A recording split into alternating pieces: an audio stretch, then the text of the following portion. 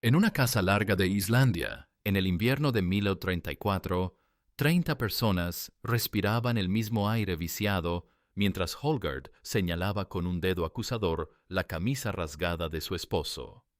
No había sangre, no había violencia física, solo tela desgarrada, mostrando un pecho masculino. Pero esas palabras que siguieron destruirían una vida más eficazmente que cualquier hacha. Se viste como mujer, mostrando su pecho como una nodriza.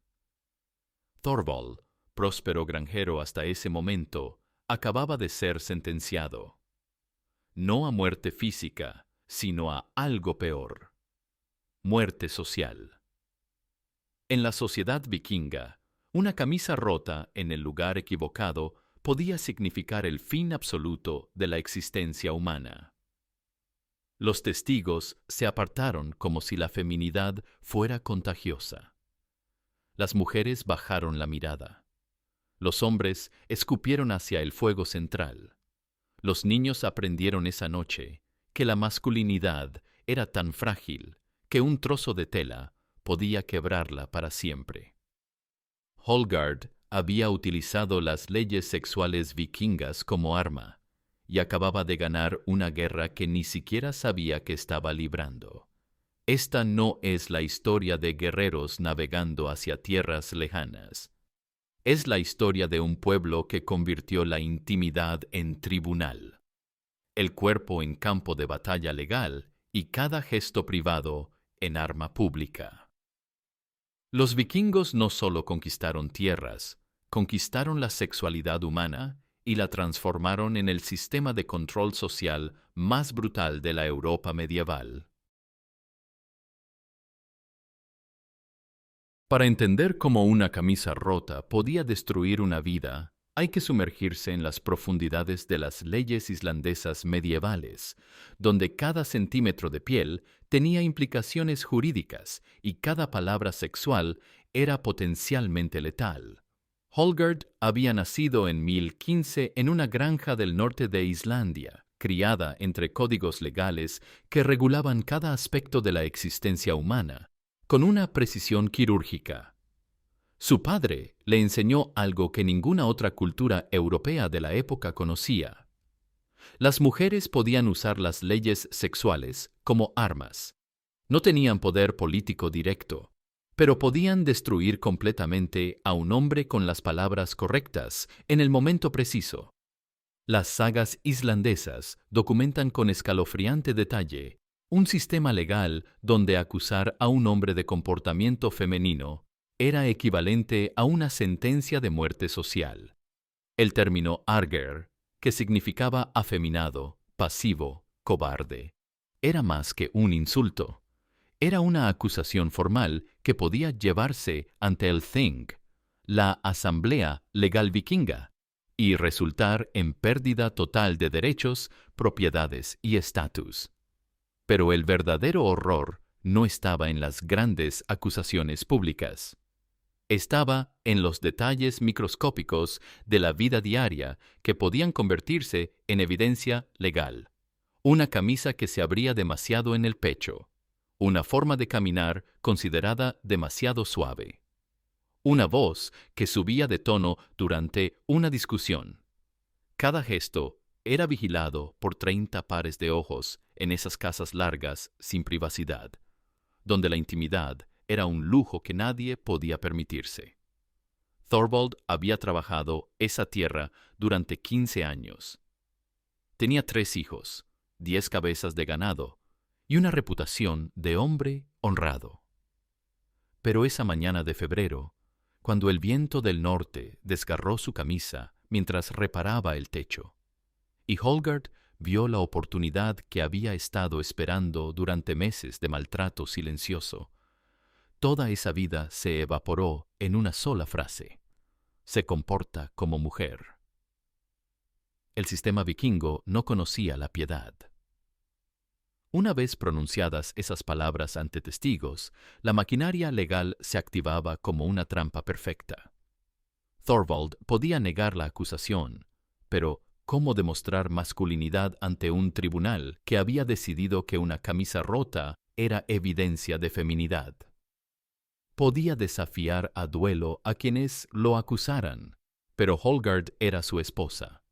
La ley no permitía que un hombre luchara contra la mujer que le había dado hijos. Dicen que el cuerpo no miente, y el de Thorvald esa noche contaba una historia de terror que iba más allá de cualquier tortura física. Temblaba no de frío, sino de comprensión. Había vivido toda su vida en una sociedad que había weaponizado cada aspecto de la existencia humana y acababa de descubrir que él también era un arma apuntando contra sí mismo. Mientras Thorvald perdía su esencia humana por una prenda desgarrada, a 1000 kilómetros de distancia, en los puertos de Dublín, otra forma de comercio vikingo prosperaba bajo el sol irlandés. Los mercados funcionaban con la eficiencia de cualquier otro negocio, pero aquí la mercancía consistía en seres humanos con miradas suplicantes y voces que habían aprendido el silencio. Ibn Fadlan, el cronista árabe que documentó con precisión los rituales vikingos, escribió sobre estos mercados con una mezcla de fascinación y repulsión que aún resuena en sus textos 900 años después. Describía filas de personas encadenadas, categorizadas no solo por fuerza física o habilidades laborales, sino por características que los comerciantes vikingos evaluaban como si fuera ganado. Las mujeres jóvenes tenían mayor valor, pero no únicamente por apariencia.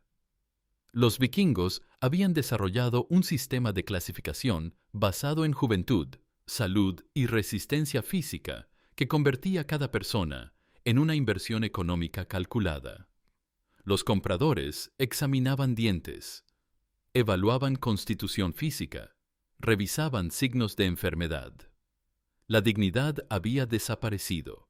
Estos seres humanos eran tratados como objetos con precios variables, pero lo que más perturbaba a Ibn Fadlan no eran las mujeres adultas, eran los menores. Niños de corta edad, vendidos para propósitos que las crónicas apenas se atreven a mencionar. Los vikingos no veían contradicción entre sus creencias espirituales y comercializar con la vulnerabilidad humana como si fuera cualquier otro producto. Los registros comerciales que sobreviven revelan una economía tan desarrollada que tenía sus propias regulaciones y sistemas de garantía. Si un esclavo fallecía en el primer año, el vendedor debía reemplazarlo. Si alguien no cumplía las expectativas, se consideraba mercancía defectuosa. Los seres humanos habían sido reducidos a objetos comerciales con valores de mercado establecidos. Asta era una de esas niñas. Capturada en una incursión en las costas inglesas a los 11 años, había pasado 3 años en estos mercados, vendida y revendida como una posesión que perdía valor. Sus compradores no eran monstruos evidentes, eran hombres ordinarios, granjeros y comerciantes que habían normalizado la propiedad humana hasta el punto de discutir precios mientras sus familias vivían rutinas normales. Lo más inquietante de estos mercados no era la brutalidad evidente, sino su total integración en la sociedad vikinga. Las familias visitaban para ver la mercancía nueva. Los jóvenes vikingos crecían viendo estos intercambios como comercio normal. Las madres llevaban a sus hijas para que comprendieran el funcionamiento social en una civilización donde las personas tenían valor monetario literal. El sistema había logrado algo que pocas civilizaciones consiguen: deshumanizar completamente las relaciones humanas sin reconocer siquiera que lo estaban haciendo. Para los vikingos, estos mercados no eran aberraciones morales, eran evidencia de su supremacía cultural, su capacidad de reducir pueblos enteros a recursos comerciables.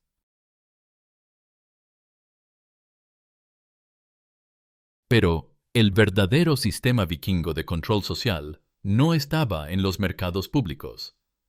Estaba en la privatización de la vigilancia, en la conversión de cada familia en tribunal doméstico, cada casa en corte de justicia personal.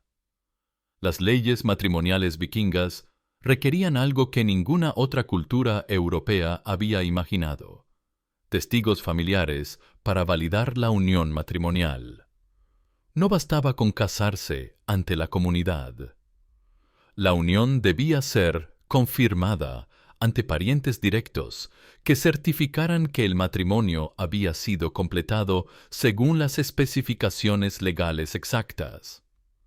Sigrid tenía 16 años cuando se casó con Olaf en el verano de 1189. Había conocido los requisitos legales desde niña, pero nada la había preparado para la realidad de esa primera noche matrimonial. Mientras ella y su nuevo esposo se encontraban en la habitación nupcial, sus padres, hermanos y suegros esperaban cerca, observando, cronometrando, evaluando cada desarrollo como evidencia legal. Después vinieron las preguntas. Preguntas sobre procedimientos, duración, evidencias físicas de pureza, reacciones emocionales. Cada detalle era registrado mentalmente por familiares que después podrían ser llamados a testificar si el matrimonio fuera cuestionado legalmente. La privacidad más profunda entre dos personas había sido convertida en procedimiento administrativo. Las leyes especificaban que si una mujer no mostraba evidencia física de pureza, el matrimonio podía ser anulado inmediatamente. Si un hombre no podía completar los rituales matrimoniales ante testigos, se consideraba evidencia de inadecuación. Si cualquiera de los dos mostraba comportamiento inapropiado durante la ceremonia, podía justificar divorcio inmediato, con pérdida de dote y propiedades. Pero lo más perturbador eran los casos donde las familias decidían que necesitaban evidencia adicional. Magnus, un granjero del oeste de Noruega, fue obligado por la familia de su esposa a repetir los rituales matrimoniales durante 3 noches consecutivas, con diferentes parientes como testigos, porque su primera actuación había sido considerada insuficientemente convincente para garantizar descendencia fuerte. Las mujeres aprendían desde niñas que su noche de bodas no sería un momento privado de descubrimiento mutuo, sino un examen público de su valor reproductivo. Los hombres crecían sabiendo que su adecuación sería evaluada por suegros que tomarían notas mentales sobre su desempeño para futuras decisiones familiares. Este sistema de vigilancia familiar creaba una tensión que infectaba cada relación. Las parejas nunca sabían cuándo sus momentos privados podrían convertirse en evidencia legal. Los padres observaban a sus hijos adultos buscando signos de comportamiento inapropiado. Los hermanos se convertían en informantes, reportando cualquier desviación de las normas estrictamente definidas. Ya no eran marido y mujer. Ya no eran compañeros. Ya no eran ni siquiera individuos. Solo eran personas, bajo constante escrutinio legal, actuando intimidad, bajo la vigilancia de un sistema que había convertido las relaciones personales en herramientas de control social. El calendario vikingo marcaba momentos específicos donde el control social se convertía en espectáculo religioso, donde comunidades enteras participaban en rituales que combinaban adoración divina con entretenimiento cruel, de maneras que desafían la comprensión moderna. El Disablot, festival primaveral dedicado a las diosas de la fertilidad, era supuestamente una celebración de la vida y la abundancia. Pero los relatos que sobreviven describen algo más cercano a ceremonias organizadas de sufrimiento que a festividades religiosas. Durante 3 días, las comunidades vikingas se reunían para honrar a las diosas mediante rituales que tenían muy poco de sagrado y mucho de crueldad sistemática. Ragnhild había sido elegida como representante de Freya para el festival de 1156. A los 14 años, se consideraba un honor ser seleccionada para personificar a la diosa de la fertilidad. Lo que nadie le había explicado era que ese honor incluía ser sometida ritualmente por una sucesión de hombres, mientras la comunidad entera observaba, apostaba sobre su resistencia, y sus propios padres sostenían antorchas para que todos pudieran ver mejor. Los textos de las sagas describen estos rituales con una frialdad administrativa que es más perturbadora que cualquier lenguaje emocional.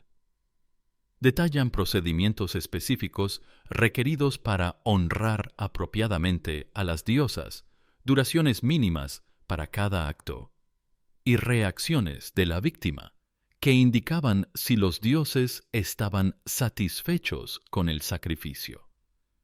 Familias enteras hacían reuniones mientras observaban estos rituales. Los niños consumían dulces hechos de miel, mientras sus padres comentaban sobre la actuación de la víctima como si fuera un espectáculo deportivo. Las madres llevaban a sus hijas adolescentes para que aprendieran sobre su futuro papel en la sociedad. Los abuelos narraban festivales anteriores, comparando participantes como si fueran animales en competición.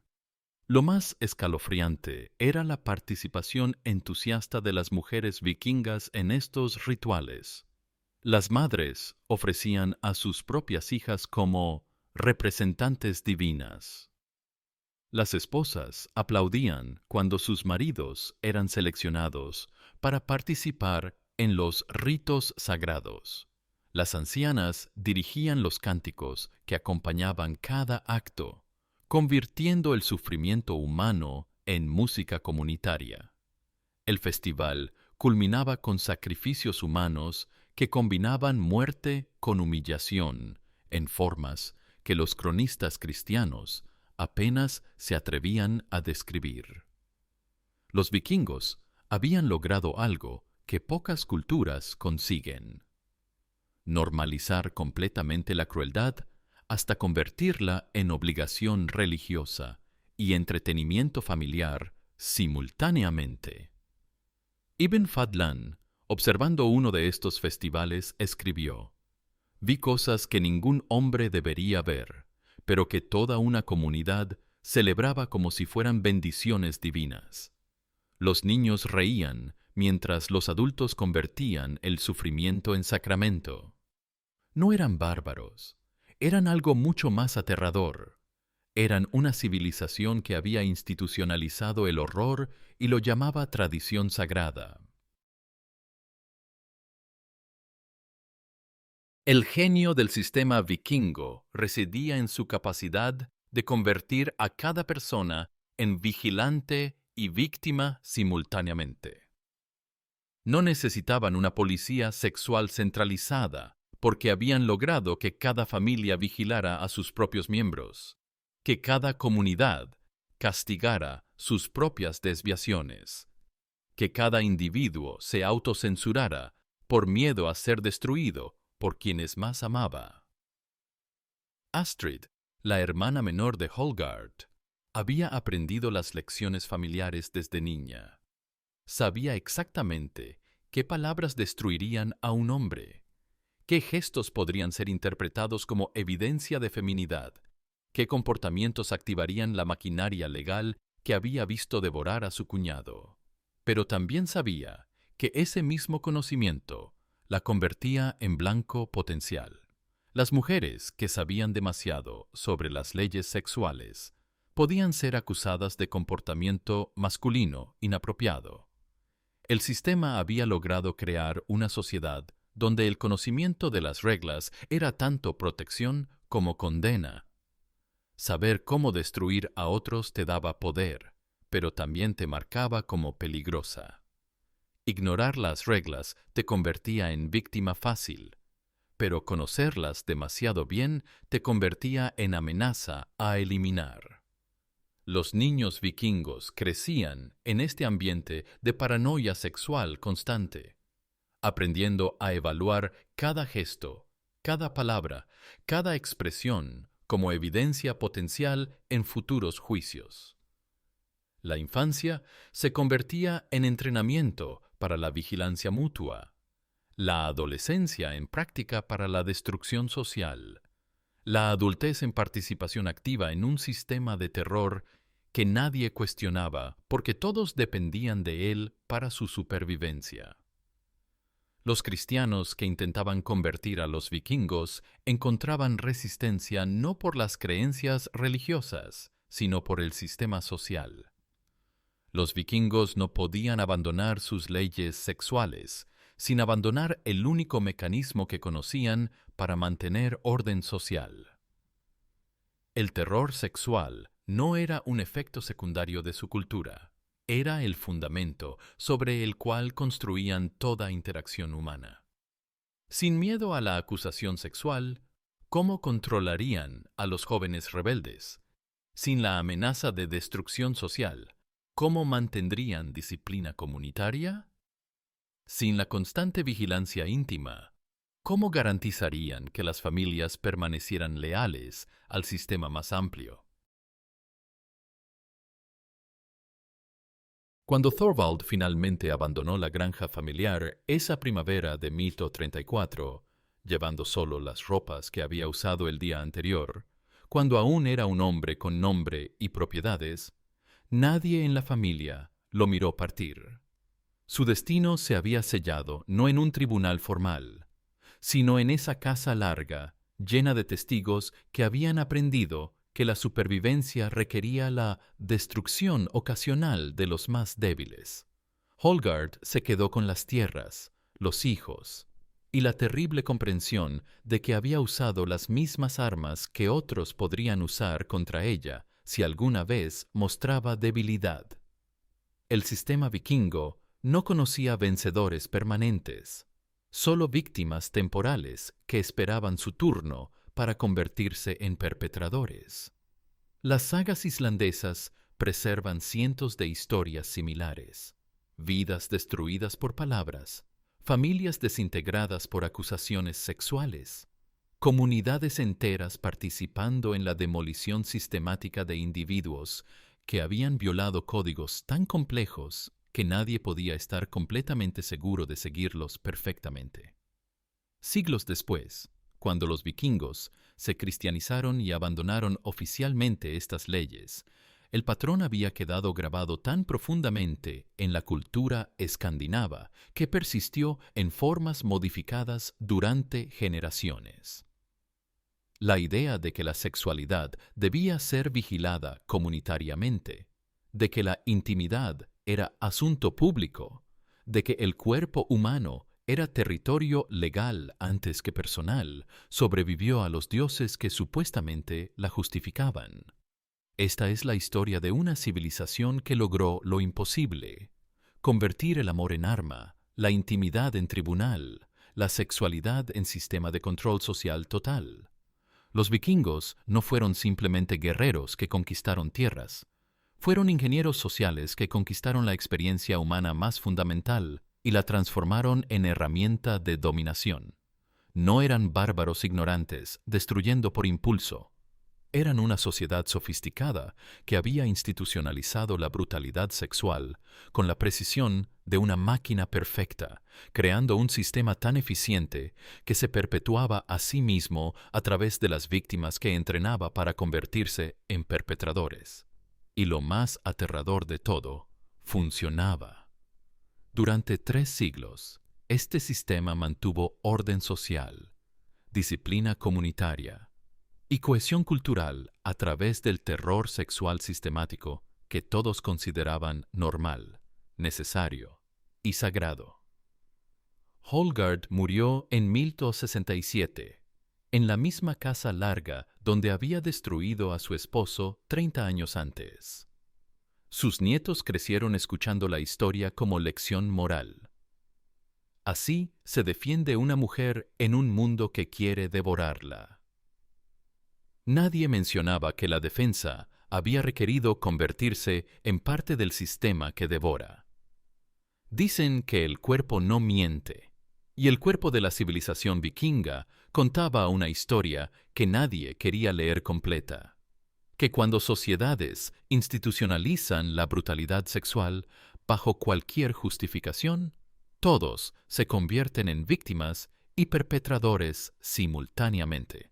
Y el único vencedor es el sistema mismo.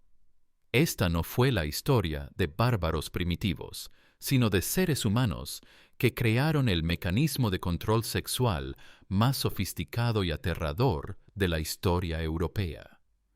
Y la pregunta que nos deja es simple pero devastadora.